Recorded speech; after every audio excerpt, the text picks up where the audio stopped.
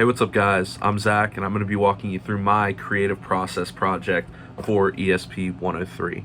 So I think it's important to do a quick little introduction about what we've covered thus far and how it kind of pertains to my project that I just completed.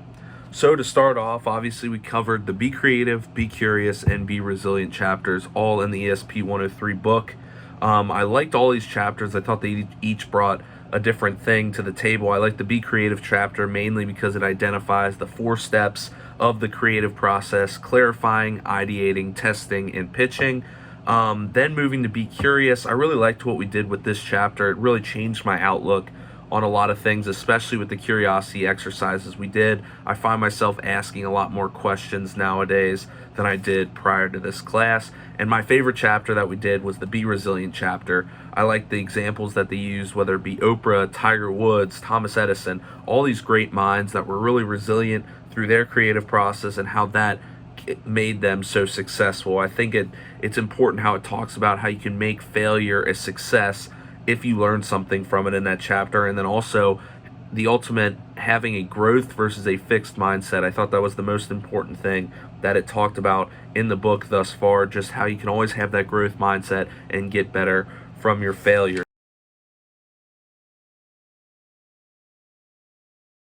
Alright, so for my clarifying step, I started off like everyone else did with the 3 creative areas project, and for this I looked into 3 main areas of my life that I thought could have some creative solutions within them. So I started off with baseball gloves, particularly with the Marucci Sports Company out of Baton Rouge, Louisiana, and kind of saw how their creative process was going down there. Then I moved to podcasting with Part of My Take, who's one of the top sports podcasts in the world right now. Then I moved on to what was most important to me, which was additive manufacturing. For those who don't know what additive is, it's essentially where you take CAD files from a computer, send them to a laser printer that runs through metal powder layer by layer and builds a structure that way. So I kind of found out that was what I was most impressed by through my 3 creative areas project. So I moved on to work with that for my Genius Hour the next week. Through my Genius Hour, I read many articles, looked at many YouTube videos, learned a lot about the process of additive manufacturing, when it was started back in 1980 and how it got to America, especially when I interviewed my dad for the Genius Hour, where he talked about how he was part of Morris Tech, the company that actually brought additive to North America back in 2003.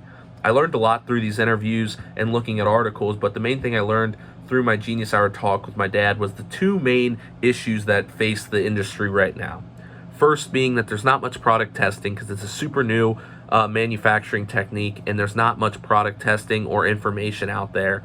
So that's a big issue that they're faced with. And second, and most importantly, being that it's a super expensive process and it has to be a huge order to justify using additive. So once I had identified these 2 problems, I was able to move to my ideating step.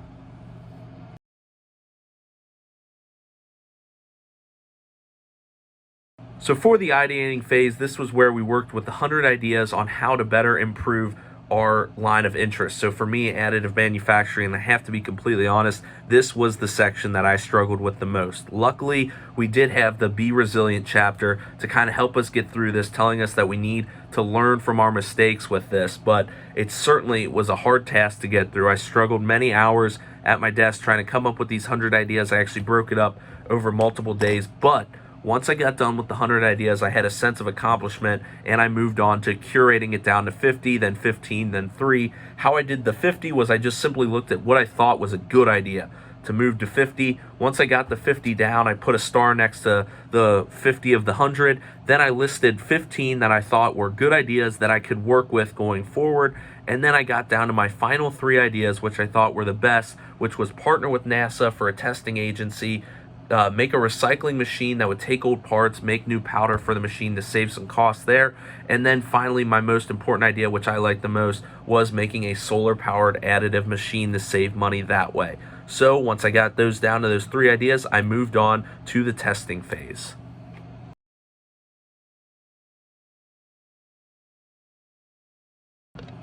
Alright, so once I got done with my 100 ideas all the way down to 3, I moved to my testing phase. So I started off with just a drawing prototype of all 3 of my 3 ideas, which I ended up showing to some of my friends at their dorm. The one issue that I saw with this step was that they didn't have a lot of background knowledge on additive manufacturing, so some of these drawings were foreign to them, but they did identify that they liked the recycling machine and the solar powered machine the most for the ideas. So those were the two that I used going forward. On the next round of prototyping, I drew each of them on their own separate sheet of paper with a little more detail, to which I showed my mom and my brother at home, and they gave me some good feedback. They said that they liked the recycler, but they were worried that it would be not as cost effective as it's worth. So they said that I should probably stick with the solar panel idea. But the one big idea that they did give me is what happens on a cloudy day. You got to have some type of power bank to save some of the energy from the really sunny days so it can still run the machines when it's cloudy, which I added to my final prototype, which I showed to my dad, who was actually the Genius Hour interview from earlier in the project. Once I showed it to him, he said that he really liked this idea. It was a structure, I'll show a picture on this video, it was a structure made out of shoe boxes, a phone cord, and a power bank, signifying the additive machine with the solar panel and the solar bank on the top. Once I showed it to my dad, he liked the idea a lot, but he did say the one issue with it is that this saves money when you're running the machine, but a lot of the worry is buying the machine up front because the machines are so expensive. So obviously this is where, if I could go back and redo it, I would look into more what makes these machines so expensive in the Genius Hour, so I could find a way to make them cheaper just up front. But my one response to my father's big request was that you could save some money on these machines because you'll get a subsidy from the government for it being renewable energy. So it could save some money just by doing it that way. But nonetheless, that would have been my one takeaway from my testing phase. Now I moved on to my pitching phase.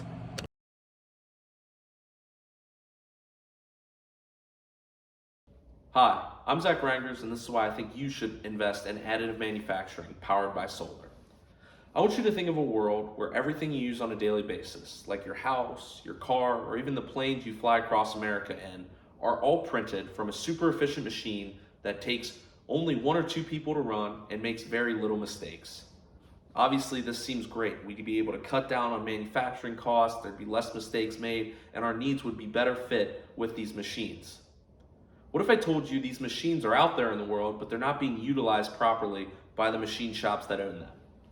Obviously, the big question would be, why is that? And that's the question that I looked into for my project.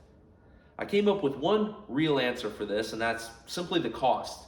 The machines are too expensive to buy up front, and they cost too much to run to make these products, unless it's a super big order for a government agency that has pretty much unlimited money.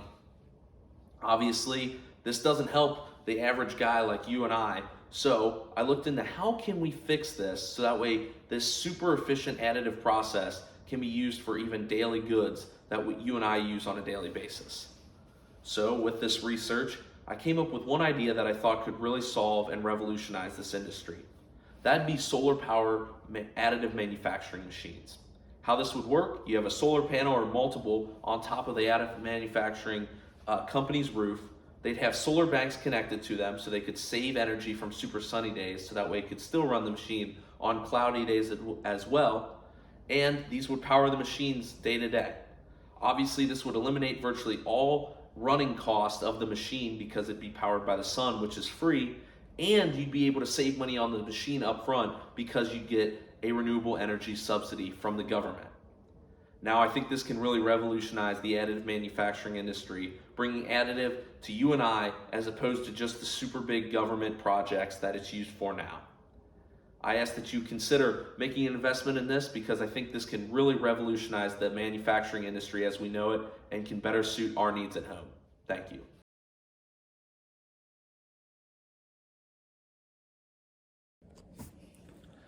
So with me completing my week 7 creativity process project, this was my final reflection for it. Obviously, this was a project where I had a lot of fun. I got to learn a lot of new things about the additive manufacturing industry, and I came up with a solution that I think is pretty nifty and could definitely be implemented down the line for this industry. But further than just that, in this project, I learned all the ins and outs of the creative process. I learned what was hard, like the ideating phase, and then I learned some of the cool things that you can do with the creative process. There were a few places where I definitely would have changed some of the ways I approached it, like the Genius Hour. I wish I would have learned more about how the additive manufacturing industry works in terms of making the machine, so that way I could have better understood how to solve the problem of the machines being too much money up front. Obviously, I think I also would have changed my testing phase. I think some of my prototypes were a little crude at times, and I definitely could have done a better job of going out a little further and definitely taking a further step between each prototyping round, because I felt like my two first drawings were very similar and I didn't take much of a step there at all. So I definitely could have changed that. But those were the two things I really would have changed. But other than that, I'm very content with my project. I learned a lot through this process and I had a great time doing it. So with that being said, thank you for watching this video and I hope you enjoyed.